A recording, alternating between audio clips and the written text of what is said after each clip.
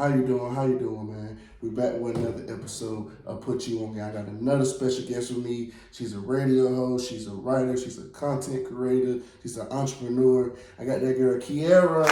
Everybody. I'm Kiara Monet Banks, and I am super, super excited to be here, and I cannot wait to see how this plays out. But saying Kiara, I had on here, man. Oh, really? Yeah. Apparently, that's like the most common name. It So is. weird. It is. It really is, man. I mean, so what are like some of your New Year goals you're trying to accomplish this year?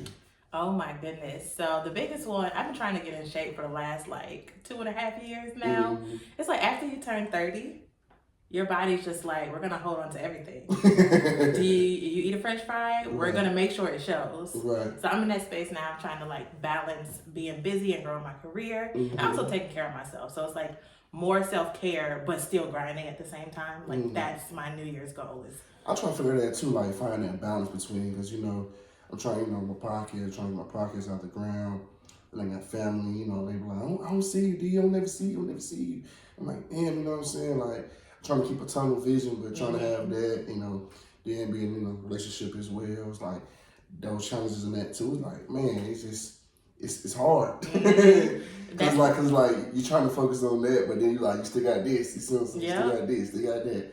You know what I'm saying? Then when you do all this stuff by yourself, it's like, it's like this constant in your mind, okay, this, I gotta put this, I gotta do this, then I gotta do this, I gotta do this. It's just like, it's a lot, man. Yeah. When Taraji said, it's hard out here for a pimp, right. I felt that. For sure.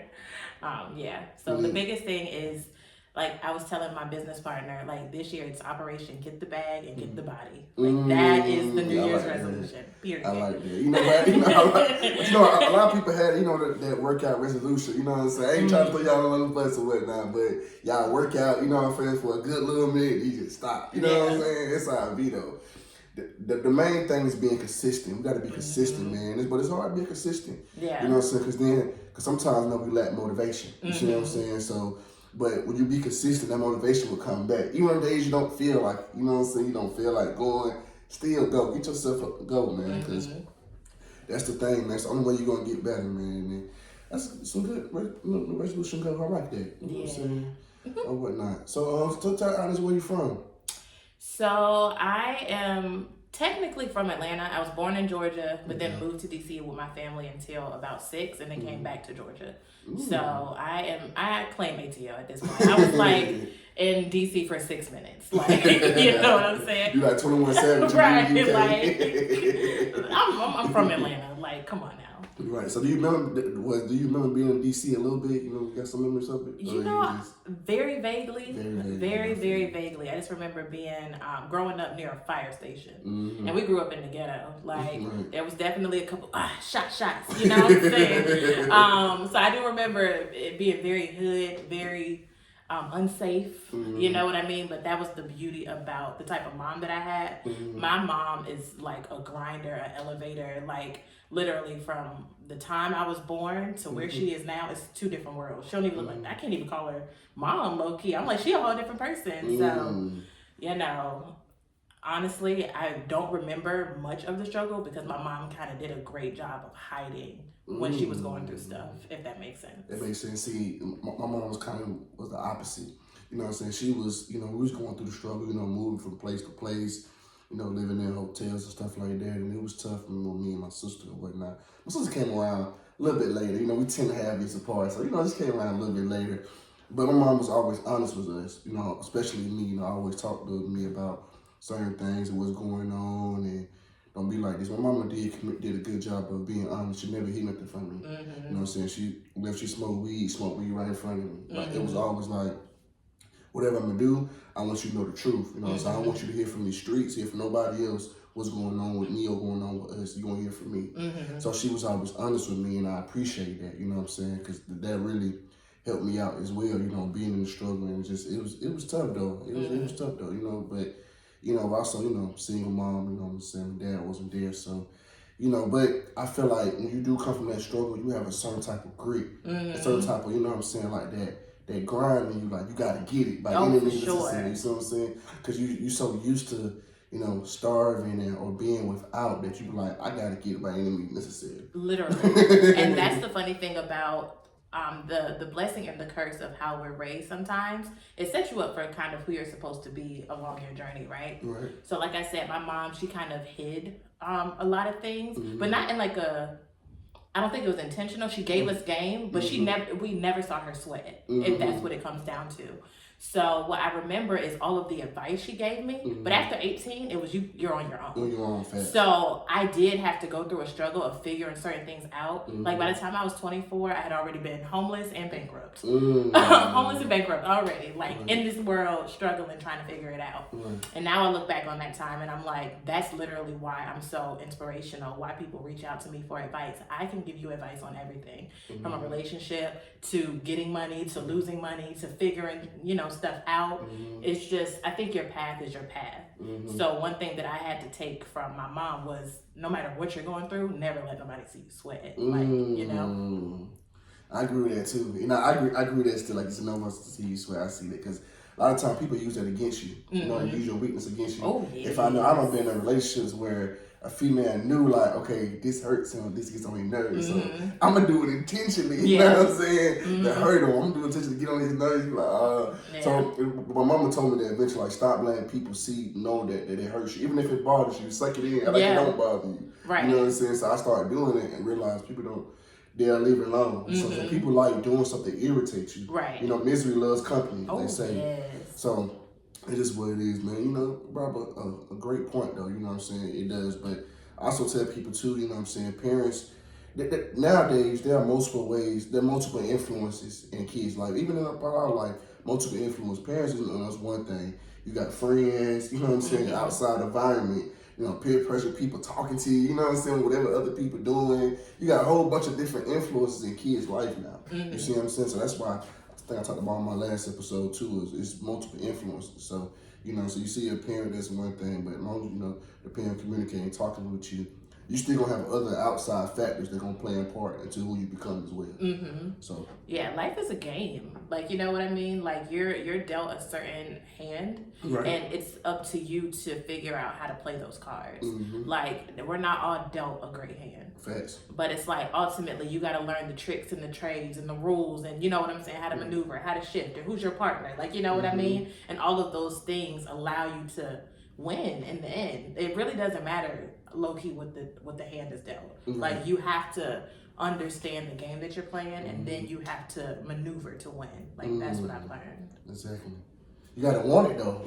Yes. And that's number one is you gotta want it. Sometimes people don't. They just want a handout. Want somebody to do it for them, or you want the success, but you don't want to do whatever it takes to get the success. So basically everything you're saying, but you gotta want it. First things first, you gotta want it. So ain't nobody gonna give it to you. Not at all. Especially for real. So what high school you end up going to? So I was half ghetto and half bougie. So I actually went to Riverdale High School. Okay. And then in the 11th grade, they lost the accreditation or whatever. And my mom was like, oh no, we're going to Duluth. Oh, baby, I was mad. Because I liked my little ratchet friends. Like, you know what I'm saying? So I ended up graduating from Duluth in like the 12th grade, but I was only there for 2 years. But yeah. Ooh, so I see it. So you basically went to a whole different area. Yes. You graduated. It was a culture shock. My mama too. My mama went from, I think, her 11th grade year. She went to what school she went to? No, she was in Atlanta. Or what? I think she was at Douglas High School, Fresher Douglas, maybe.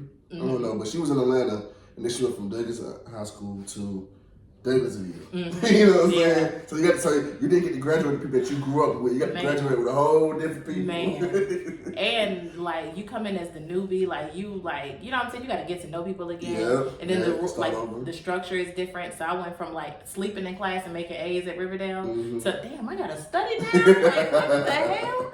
These white people are different. Right. Like, these tests are different. Right. You know what I mean? I went from a 4.0 to like my GPA dropped tremendously, but I did end up getting a scholarship to college from there, which I probably wouldn't have gotten from Riverdale. But it was hard. That was the first experience for me where I had to learn work ethic in any capacity, because being on like the South Side, we didn't have to work that hard to be great, low key. Okay, I feel that. So, what college you end up going to from that scholarship? I'm assuming you went to. I went to Georgia Southern for journalism. Georgia Southern. Okay, then. How was that like? It was lit, and I never went to class, and I dropped out. I had a great time. It was lit. I wasn't that. Had a great time. All up in the cab. Had a blast. If you want to turn up, go to Georgia Southern. Yeah, Georgia Southern is lit. Because I went to East Georgia State, the one that's in Swainsboro. It's on like 45 minutes away from y'all. So I went to some parties out there, man. It's lit. I mean, different everything, flavors, everything. I mean, pick your flavor. Yep. No, literally, like it was lit. It was lit for sure, man. Mm-hmm. I went to socialize. I actually started radio in college, like accidentally. Like I always forget that I did radio there for like 2 years. Oh, you did? How was that experience? It was very interesting, to say the least, because again, like I said, it wasn't like an intention. Mm-hmm. One of my homeboys, he ended up starting the show and asking me to co-host, mm-hmm. and I was just there, not even understanding that like that was gonna eventually be a part of my path. Mm-hmm. It just was like a part of a path, and mm-hmm. you know, my first taste of being a media personality in any capacity. Mm-hmm. So when you was doing it, did it feel natural to you? Did it feel like, yeah, I'm really doing this shit? No, it didn't. Not at all. One, I've always been really shy. Like a lot of people don't understand. I'm like very low key, very chill, stuff like that. So I have to turn on my personality, like when it comes to doing media and things like that. So I was scared. I was nervous. You know what I'm saying? I've just now even starting to understand who I am to even show up authentically all the way. And then I remember one time the actual host couldn't make it. So he was like, you could do your own interview. And surprisingly enough, it was Deontay Hitchcock. So I don't know if you know who he is. They sound familiar. He's on J. Cole's album now. He's Grammy nominated, all of this stuff. And it's funny that was my first interview, but I never pressed on air. We was talking and chit-chatting. We were never on the air, okay? You just see the talkie interview and you just press. And your name, Deontay Hitchcock. What is it? Islam? Like, not even knowing what I'm doing, but it's just like it's funny when you look back at all the mistakes that you make, and it just is a part of the journey. Like, I didn't know what I was doing, but now you can't tell. It's true. That is true though. Dang, so wow. didn't press it. Just the talk. So, when did you realize that you didn't press it? Like, once the interview was over, you realized you didn't press the air button? It's a good 35 minutes into it. It was only a 45-minute interview. Dang. Yeah. That's crazy. But you said something about being shy, getting comfortable. I think that's what me too. When I start this podcast, I'm a very closed off person. I like people in my business. I like people know what I got going on. Only people that know what I got going on, people that are close to me. Yeah. Really like my close friends that I consider family. They only people that know my business. You know what I'm saying? I don't tell people my business. But I realize in order to be in this field, you got to be open. Like you got to be, so you let people in. Because how do I want you to open up to me if I can't open up to you? That's a word. You know what I'm saying? For real. So I had to realize that. Like, okay, let me go back. I had to get comfortable on camera. I like being on camera. I'm shy. You know what I'm saying? Gotta hide from the lights. Don't record me. Don't record me. But I had to get used to all that. You know what I'm saying? That was my biggest thing too to overcome doing the podcast is getting used to being on camera and opening up. You know what I'm saying? Used to people. I had to really realize. I had to get more secure in myself. Like, okay, I know my wrongs that I've done. Right?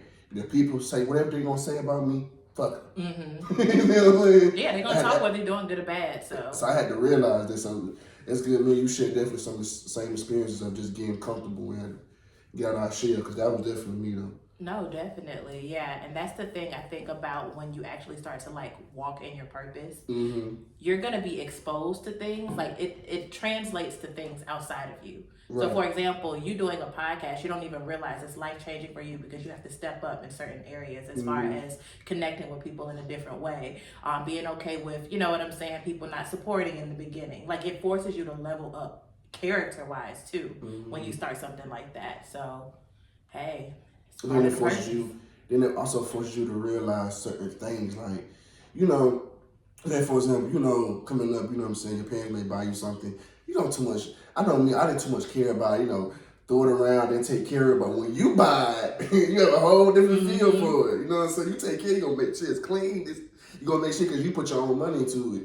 Same thing like with anything. Like, once I understood like what other people went through, it was different. Like, okay, I understand why policies are in place. I understand why people got this, why people got that, because you deal with bullshit. No, literally. You deal with bullshit, deal with people. You know, everybody ain't solid, and common sense ain't common to everybody. I don't deal with so much shit doing this podcast. Ain't it been a year? I got a story. I like a book to tell you. Yeah. You know what I'm saying? You just dribbling like you ain't even shot the shot. I ain't shot the shot. Like, yet. So much I can tell you, bro. Like I've dealt with. But you would never know. I would never known had I never done it. So that's the thing I also learned too, like all the stuff that comes with, like you said, as well, like everything. I understand the podcast and the business a lot more. So yeah, and that's the thing that I think people don't realize too. You can read all the books on what you want to do all the YouTube videos, but it's not until you actively say I'm doing this and you're in that process and fucking shit up on the way in. Like, you know what I'm saying? That's how you learn and that's how you grow. It doesn't matter how many times you study the craft. You got to actively get out there and figure it out along the journey. Like, that is one of the biggest lessons I've learned. Like, you'll be like every seminar, shaking every hand, and you'll be like, dang, why I ain't make it yet? Because your ass is reading instead of actively setting up the thing in your living room and asking people to come through. Yep. That's what it comes down to. Yep. Absolutely, man. You said that perfect, man. So, entrepreneurship, though, man. What made you want to be an entrepreneur? I suck at everything else. Hey, I like that, though. Keep it simple. I say everything. Literally, like, I just think that I am actively supposed to be a creative and an entrepreneur. Like, nothing else works for me. I think I'm naturally a leader. So when people would tell me what to do, I quit. I don't need this job. Like, you know what I'm saying? So for me, it's necessity. Like, I don't really have other choice. I don't have another option. I don't have a plan B. It's this or this. That's how it's supposed to be.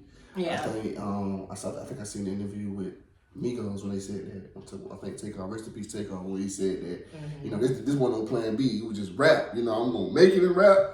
I ain't going to make it in nothing. This is going to be. But that's how you gotta be though. You gotta be like that, focused on that. You gotta believe yourself that much that this was gonna be. And I'm glad, you know, that you say entrepreneurship. Entrepreneurship ain't for everybody though. People want to reap the benefits of entrepreneurship but don't want to put in the work. It's hard. It's hard, yeah. You know what I'm saying? Because like I said, I tell people the difference between, you know, entrepreneurship and, you know, you working a regular job is that's guaranteed. You guaranteed to get a paycheck. You guaranteed, you know, you got to do a certain job and you guaranteed to get money.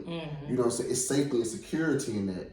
You know, but doing this, hey, it's maybe times where you may not get nothing. You know what I'm saying? And you just got to keep going. But guess what? You still got bills to pay. You still got a lot of stuff you got to do. Still going around every month. Everybody can relate to that every month. Still got stuff to pay. So that's the risk that goes into it. And everybody don't want to take that risk. So it has to be in you. Like, you know what? This ain't for me. I got to do this. I got to be the boss. You see what I'm saying? It's in you. Like you said, you couldn't. I gotta be the boss. I gotta do it. You know what I'm saying? Because it's in you. You know, you're not scared. You're not scared to take that risk, and that's what's up, though, man. A lot of people ain't built like you. Oh no, I'm scared. I'm scared. Trust and believe me, I'm scared. I think I got a little fear. Yeah, like, but the thing is, you gotta do it afraid. Like, that's just what it comes down to. Like, you can be scared all day, right? But what it comes down to is. So, like, you know, yes, I'm scared. Yes, I don't know what I'm doing. Yes, I'm trying to make it look like I do know. But it's like we all behind the curtain have things that we are afraid of. But that's where, you know, certain practices come in, like praying about it or talking to your counsel, your friends and things like that and getting advice. I go to classes and workshops like my life depends on it. You know what I'm saying? So I'm always actively trying to figure out the path. And now I'm in a space now where I'm just okay with it's a journey. You know what I mean? Okay. So I don't think it's, oh, you're so fearless. Oh, your girl is shaking. Okay? I like that though. Your girl I like shaking. that though because I mean, at least I think we all got some type of fear in us. You know, some type of fear of, you know, not work out. But I think the confidence and the will has to be more than the fear. You know what I'm saying? When the fear outweighs more than that, that's when we fall down. You see what I'm saying? So. Yeah, man, you said that perfect. So what are some of the challenges you have faced though being an entrepreneur? Like I said, by the age of 24, I was already homeless, bankrupt, losing relationships, being misunderstood. The list goes on. Like how do you deal with being misunderstood? Because I think that's the thing that I struggle with, like being misunderstood. Like how do you deal with that? I really need to know how you deal with that. You know, again, it's a journey. Okay. But the biggest thing, and this is very new for me, is being okay with not being liked. Like being okay with, if I walk into the room and I piss everybody off, even if it's not intentional, then I just accidentally pissed everybody off.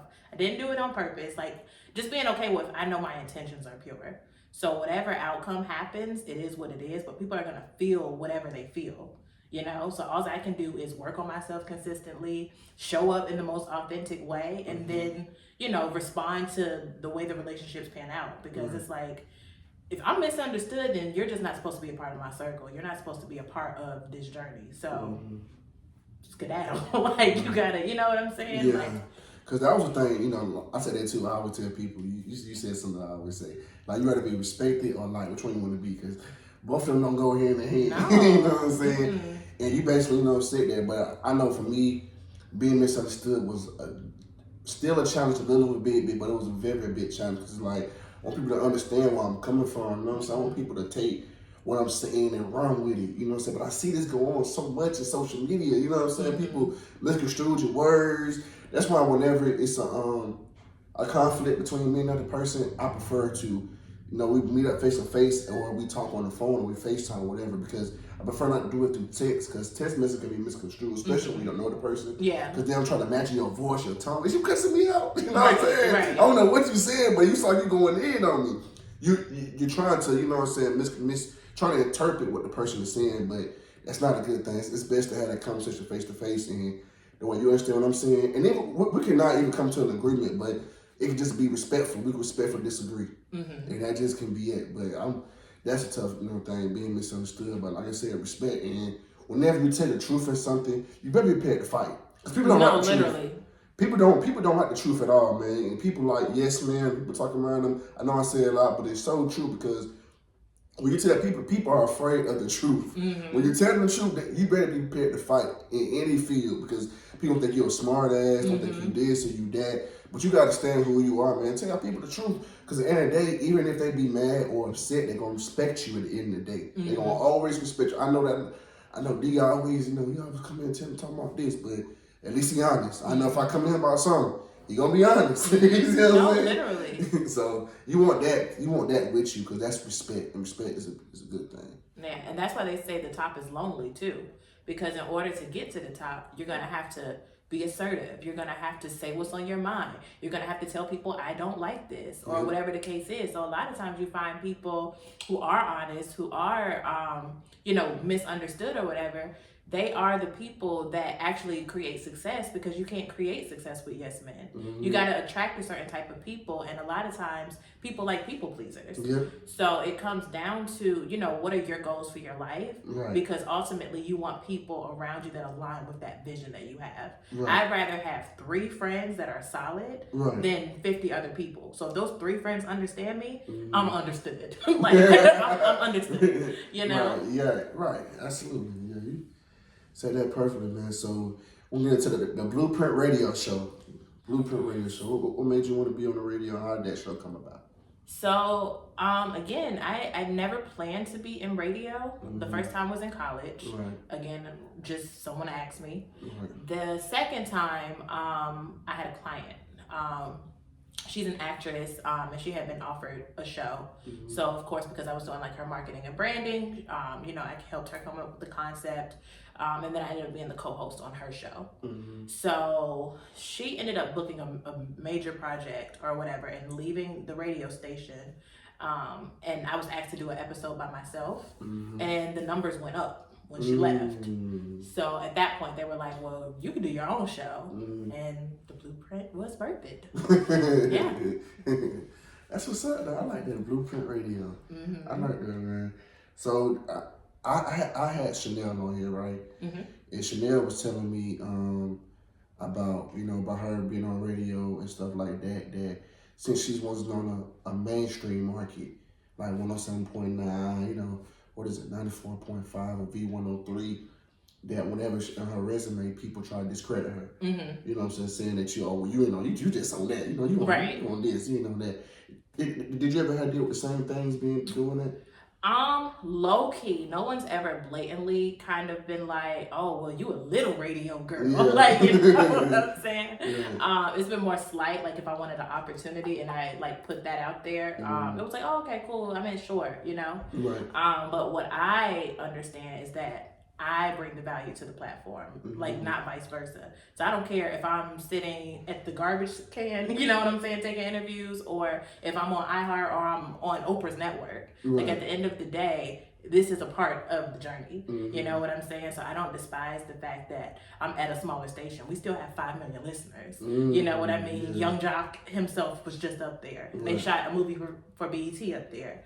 So I don't look at it like, oh, it's just a small radio station. I'm like, it's an opportunity. I get to hone my craft. I get to network. I get to meet people. And I'm directly close to the radio station owner where I'm learning things that I wouldn't have learned at a V103. You know what I mean? I'm literally getting a blueprint while I'm building my blueprint. So I think it's dope. Yeah, I do too. Yeah, I know she was telling me because she said she had to realize that, hold up, I'm in a room with 50 Cent. I'm in these rooms. Like, I don't give a fuck if people try to talk about, you got 100K followers or you got, this. She said I had to realize, like, hold up, I'm in these rooms. Let me live in the moment. Like, I'm in these places. Like, let me stop worrying about, this and that. But she was telling me I should discredit. So I just want to know if you had experienced some of that too. No. Okay, you on a smaller platform. Yeah, we don't care about you. I don't care. Like I said, we got 5 million listeners. Okay? That's what's up. That's what's 5 million, not five. Like, you know what I'm saying?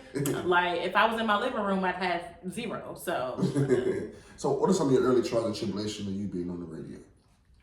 Ooh, 1 million. One, just building the concept from the ground up. Literally having a thought and making it happen is a whole experience in itself. Absolutely. Coming up with the name. What do I want it to look like? What day do I want to come on the air? What kind of guests do I want to have? Oh, snap. Like, I remember even sometimes like having to give directions right before I get on the air. Like, oh my God, and I'm live. So every mistake, everything that I do, you're gonna hear. If I sneeze, y'all gonna hear me. I can't edit that out. So just being live and dealing with things in real time is very scary. And then also everybody's criticism, like, girl, what are y'all talking about? Like, you know what I'm saying? Texting me in the middle of it, and I'm like, oh my gosh, y'all, I'm live, or the sound going out, or so many things. Like, I remember one time I had a guest calling in from tour, and she was like out of the country, and the whole interview, I couldn't hear a word she was saying. Oh, baby, talk about stress and live. So I would just have to go, like, you would hear, blah, blah, blah, blah, blah, and I'd be like, okay, that's great, I love that. And then she would, wow, so inspiring, and just having to go with the punches. Cool. Yeah. It's extremely challenging. Yeah, being live, though, that's the thing, though. But see, also, like, we record and stuff and being live is that sometimes you gotta show people that, we human too. People try to edit out, make stuff seem perfect. None of us are perfect, okay, man? Of course, you want everything to go right according to plan, but sometimes it don't happen like that. You know what I'm saying? It's life. How many times we plan on going here, something happened. Like, I can't go here no more. I'm sorry, I can't go. I can tell with you another time. It happens, man. It's important that we also show people that we are human and that things happen, mistakes happen, and we gotta start holding people to these high standards. Like, you can't do nothing wrong. Right. Everybody's done something wrong. Oh yes, everybody. And that's the thing too, man. So I can imagine, being live on the radio. So I can't even stop this thing. I gotta sit here and play it off. No, or if an interview was boring, like, you know what I'm saying, like, and you're not getting anything out of the guest. If it's a podcast, you can scratch it. Yeah. But I'm like, I got people listening to me right now, and I have to hype this up. Like, I'm actively figuring it out live with people watching me at the same time. Right. And then you're being judged too, because it's like ultimately you have to come to the table bringing value. So making sure that my numbers are growing, making sure that I'm marketing the show, making sure that, you know what I'm saying? There's so many things that people don't understand. You do not just get on the air and say, hey, I'm just gonna talk today. It's an outline. It's a lot that goes into it. So I can imagine. yeah. We gotta spice this thing up. We ready to get into this game, man. You ready to get into this game? You scared? You afraid? I'm nervous. Jesus. When the game goes like this, man, the point of it, it's a guessing game, okay? I know people just ain't walking around knowing these damn answers. You ain't just walking around knowing these answers. You know what I'm saying? It's a guessing game. Because if I ask you what's 2 plus 2, come on now, you know it already. You know what I'm saying? But go like this. I ask you a question. Whichever question you get right, I take a shot. Whichever question you get wrong, you take a shot. Okay? Okay. You ready? Are you afraid? I'm afraid. I'm scared. I give you multiple choice. You know what I'm saying? So you get multiple choice. I don't know it. Let's see. Let's see if you know this. Okay. Which Faith Evans song came out first? I already see your face. A, You Used to Love Me. B, Soon as I Get Home. When in doubt, pick C. Was there a C? No, there's a C. Just A and B. Oh, damn. Okay. The first person that picked C. You know, on the test, when you don't know the answer, I always pick C. Damn. Yeah. Okay, what's the 2 choices again? Okay, you got A, You Used to Love Me. B, Soon as I Get Home. You used to love me. Okay, you got that right. Look at you. I You remember said the Biggie something doing movie. their face, doing that face past me. That's a kilo down the shop, bar shop. Oh, this one? Yeah, no, it's kilo in the Okay. shop. I'm saying shop. Oh, man. I completely forgot. Look at you. I saw the Biggie movie. I just remembered. Whatever. Before she was glammed up, that was the song she was singing. Yeah, I knew. Listen, I tell people all the time, man, you got to stop falling. I'm going to stop falling for that face. Because everybody make a face when they hear the first question or hearing the question. Then they ain't not getting it right all the time. Like, they aren't getting it right all the time. So what we're going to do is, we're going to pull about the St. Petersburg right now. We ain't gonna do it too much.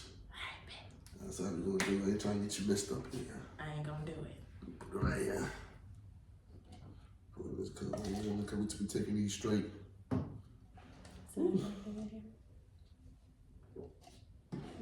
Woo.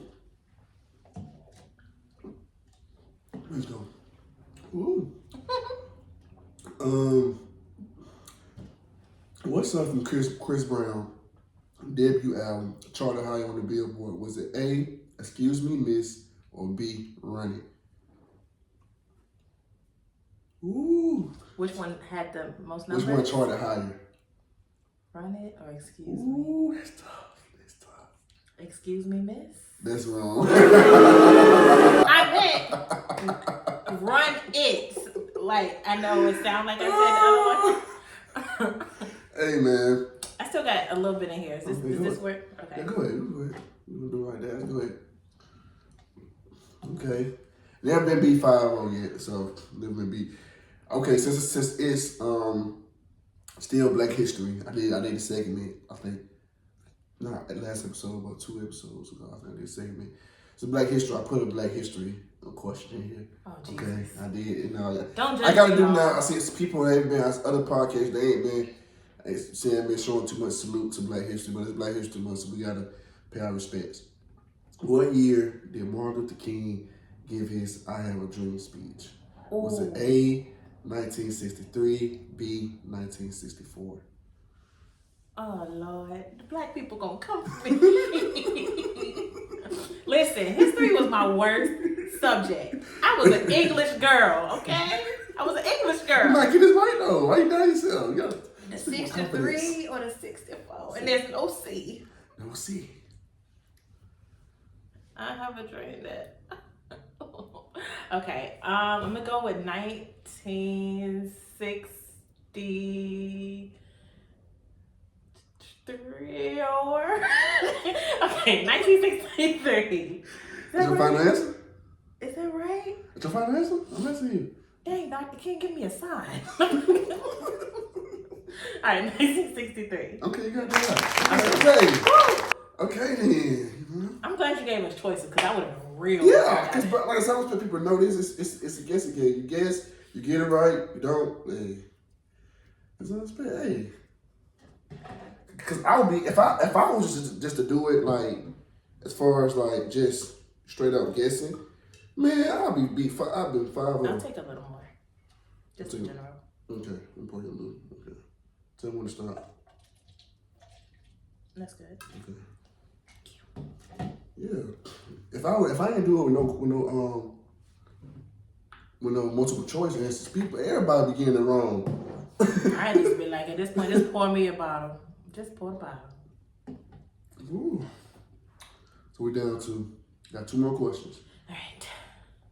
Who did Michael Jordan win his first ring against? Was it A, Trailblazers, B, Lakers? Let's go. Got a push-pull question.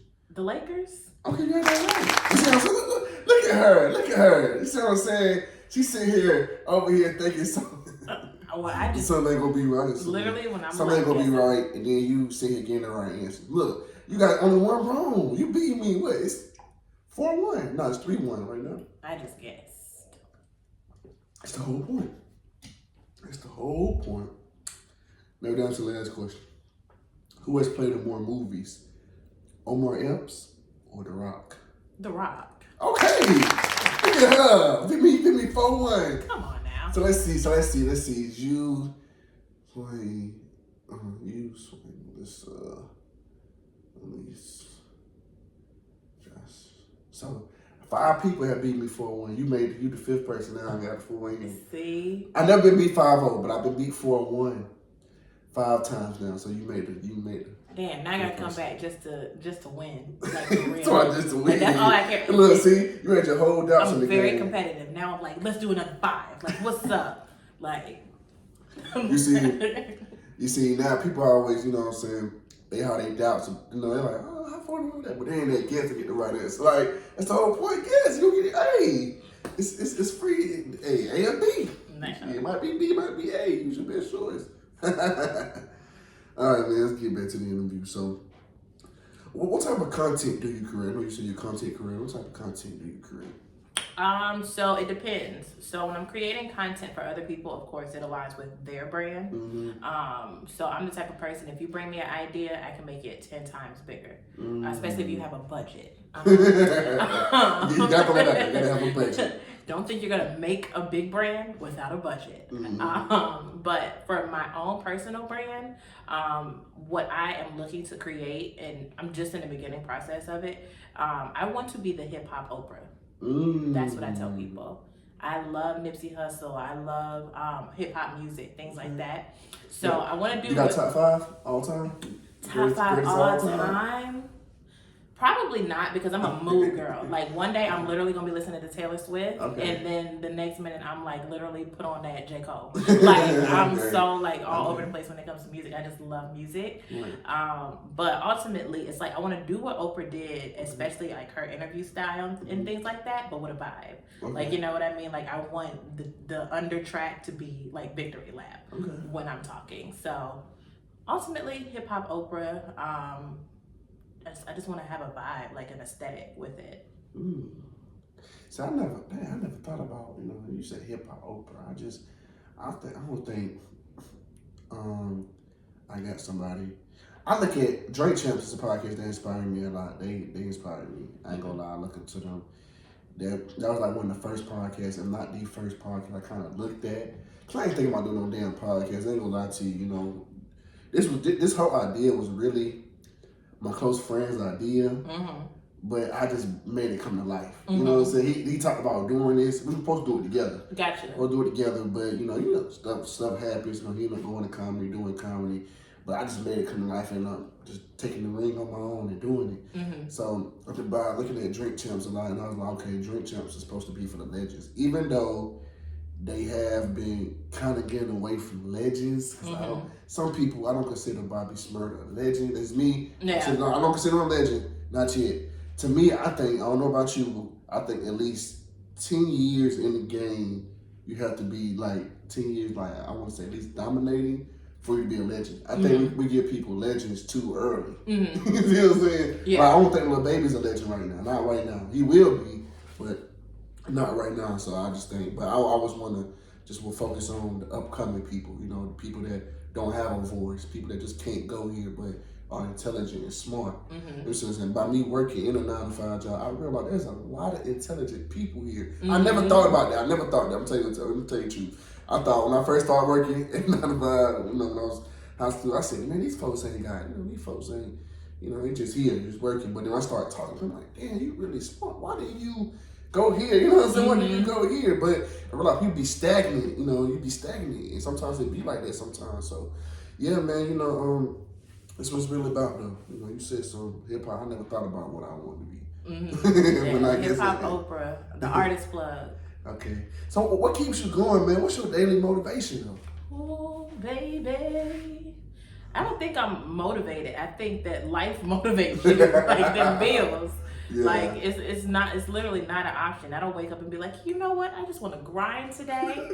And I think it will be so dope to work my behind off and really build this thing from the ground up. Right. No, you don't get motivated. You do what you gotta do. That's what it comes down to. Like, I think motivation, and like, it's so funny when like cliches come to life. Mm-hmm. People be like, motivation's a myth. Right. It really is, because you're never gonna be just motivated to do anything. That's true. Like, if I could get paid to sit my ass on the couch at home every day, like, I would be at home. Mm-hmm. You know what I'm saying? I might hop on the radio every now and then because I'm bored. Right. But it's like, I do it because I have to. Right. That's it. There is no motivation. I tell somebody, man, it's easy being nobody. It's easy sitting home, chilling on the couch, watching TV, you know what I'm saying, doing that. It's easy to do that. Anybody can do that, right? It's hard getting up every single day, getting to the grind. Whether you're working, whether you're doing this, investing in your business, or you're trying to get your business on the ground. That is the dream. Mm-hmm. That is the goal. That's something everybody can do. Right. Everybody can do it. That's the real goal. Like, it's hard getting up every single day, tell myself, I'm going to get it. Yeah. I'm going to make this happen. Right.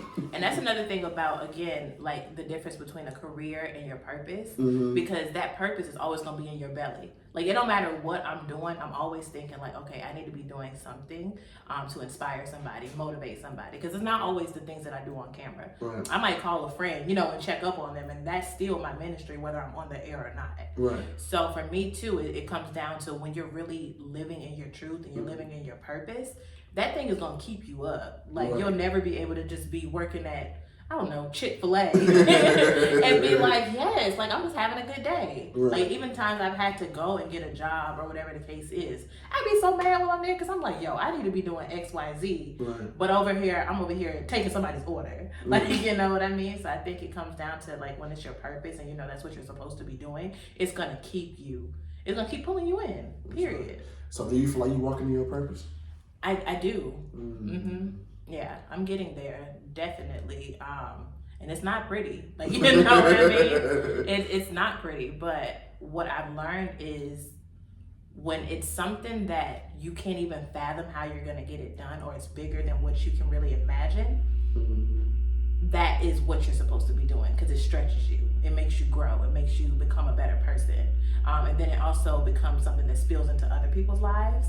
So for me, I'm like, I inspire people daily. I only put myself in situations where I can be some type of encouragement to people. Right. So for sure, I definitely think I'm impacting people. And I think that from here, it's just going to get bigger and bigger and bigger.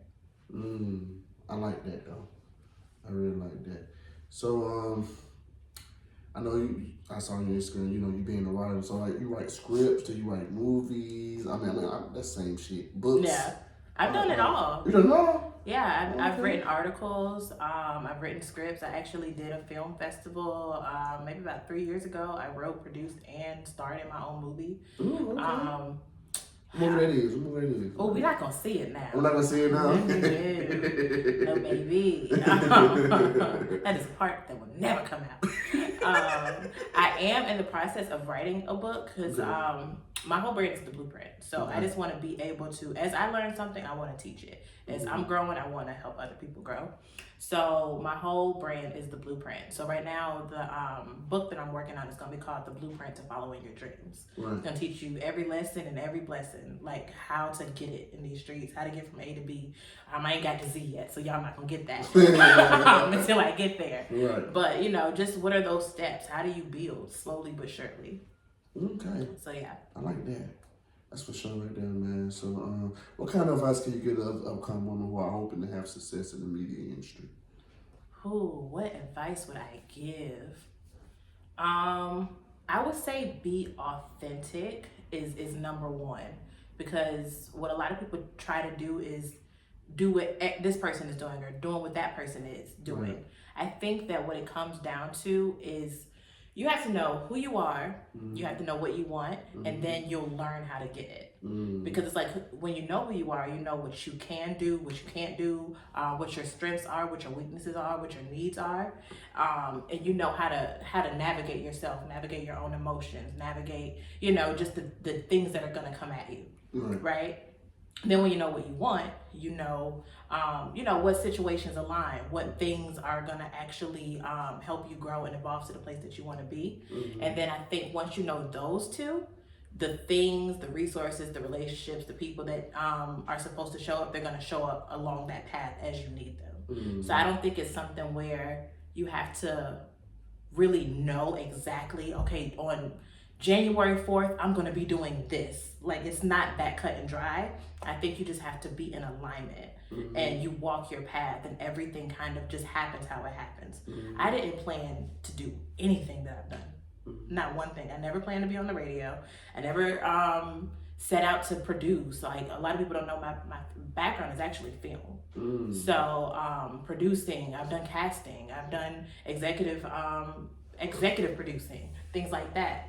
My goal originally was to be an actor. So I think that you just kind of have to know what direction you're going in and walk that path. Like, it's literally that simple. I like that. So what do you see yourself in the next 5 years? Next 5 years, goal-wise, I want to be healthier, happier, and richer. That's simple. I like that, though. I like that. It's like, keep it simple. Yeah. Give me your top 5 favorite artists, then. What's your top 5 favorite? Top 5 favorite artists. Definitely Nipsey Hussle. Okay. J. Cole. Okay. Janaea Aiko. Okay. I actually really like Queen Naija. I know that's so random. That is. That's so random. I really love her. Like, she seems like a really nice lady. And I like her music. I love the fact that, like, you can kind of see that it's a part of her life, and she's journaling in that as she goes. And then number 5,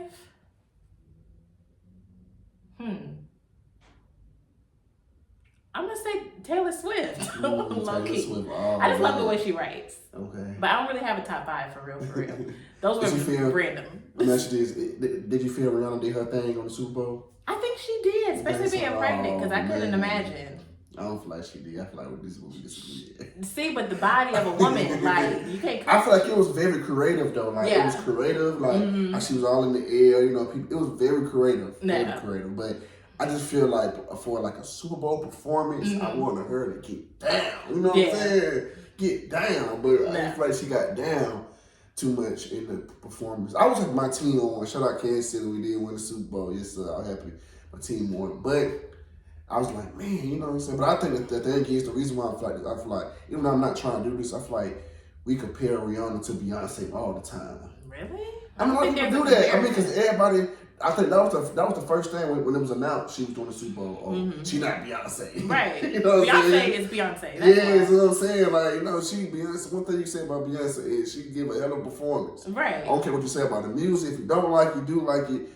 Her performance is A1. You put up there with Michael Jackson, Prince, anybody you consider the greatest performance of all time. She's up there. It's up in the air. But yeah, I just like I said, it was creative, but I just didn't feel like she just didn't get down enough for me. That's all. I had to ask you that. Somebody else said she did a good job. Everybody kind of mixed on this. It's just a mixed reaction. Yeah. I think the thing about Rihanna too is like she's very, I'm here for the vibes. Like at the end of the day, if y'all like performance, that's cute, but I just smoked my weed in the background. I'm pregnant. I told y'all I was gonna sing. I sang. That's it. Right. Congratulations. Buy Fenty. We just launched a new line. Absolutely. Like, she wasn't there to like, I don't even think that she put that much effort into it like that. Now, Beyonce is she's gonna go on the fast. She's gonna, do choreography till 3 o'clock in the morning. Like, she's gonna do that grind to make sure that everything is like, that's where the work ethic piece kind of comes in and the passion of it. So what you got coming up for us for the next couple of months? Ooh. Quite a bit actually. Right now I'm really trying to help artists, brands, influencers, things like that grow their brands. Right. So, if you have an idea, I can take you from A to Z. Like literally, I can help you get your visuals together. I can help you get your target audience together. I can help you grow your brand. I can help you get magazine placement, billboard, whatever that looks like. My goal is to really, really help people actually kind of go from, and it's cliche as it is, from going and doing something that they hate to doing something that they love, and the way that they love to do it. So for example, if you work at Papa John's and you want to be a rapper, I'm going to help you make that transition. That's my goal for people. So I'm launching new services and a digital course to help people really, navigate that path. Of course, the blueprint will be back on the air very soon. But like I said, my goal is to be the artist plug. So I really, really want to help artists grow their brands from A to Z. Okay. I like that, man. And what can we find you on social media? Find me at Kiara Monet Banks, and also the blueprint is on Instagram. Okay then, man. You can find me at Put You On Game _podcast _ Put You On Game _podcast _ Man, I want to say, man, it was a pleasure. Very grateful having you up here, man. I feel so, honored and special. You talking about on the radio, got 5 million views. You know what I'm saying? 5 million. Hey, that's a great thing, man. And I create, like I talked about, off camera, where I created this podcast, for upcoming people that just not famous, people that people just don't know about. You see what I'm saying? But they have a lot to say. 'Cause a lot of times, you know what I'm saying, growing up, we tend to look outside the house when there's a lot of people that's next door, or, you know what I'm saying, they got a lot to say. Anybody can teach you something, man. You just got to be willing to listen. Don't think just because this person might not have what this person have that he don't have nothing to say. This person might have just made one bad decision. You know what I'm saying? That messed up everything. But that's all it takes is just one. All it takes is one. One decision can mess up your career. One decision can help your career. You know what I'm saying? So it go hand in hand. All it takes is one thing. So, man, I just want to say I'm grateful for you coming up here, giving me your time. And then you came on time. I got to say that, on time. Y'all black folks, not on black folks time, you came on time. Not black folks time. I did. And it's not that. Yeah, I'm also having a networking event on June 3rd, and I want to invite you to, where I have all my guests that I had on my podcast was coming together as a network, because as you know, this industry is built on relationships. Oh yes. It's built on relationships. Relationships and money. Those are two things that is built on, and we all never know when you might need a helping hand, need a resource, need that. You know what I'm saying? And at the end of the day, me helping you, Kiara, doesn't take away from me. Oh, you see definitely. What I'm saying? And me helping you you helping me doesn't take away from you. You see what I'm saying? It goes hand in hand. And I think that's what we need to tell people. Sometimes people I want to hide knowledge, want to not tell people because I'm trying to be successful, and I don't want to give you the keys because you're gonna be successful more. You might be more successful than me. You see what I'm saying? But it's not like that, bro. At the end of the day, we are here to help each other. There's enough room at the top for everybody to eat. Yeah. Period. No, I know certain things are oversaturated, but you just, like you said, you got to be authentic. You got to be yourself. Be you. Just be you. It's all you think. Be you. You can be inspired by people. We already seen this person. We already seen that person. Stop trying to be that person because you won't be him. Just be you. And that's just the main thing, man. So I definitely want to say it's a pleasure up here having you, man. You spend a lot of knowledge, a lot of real shit. You putting these folks on game. I try my best now. And man, that wraps it up, man, for another episode of Put You On Game. Peace. All right.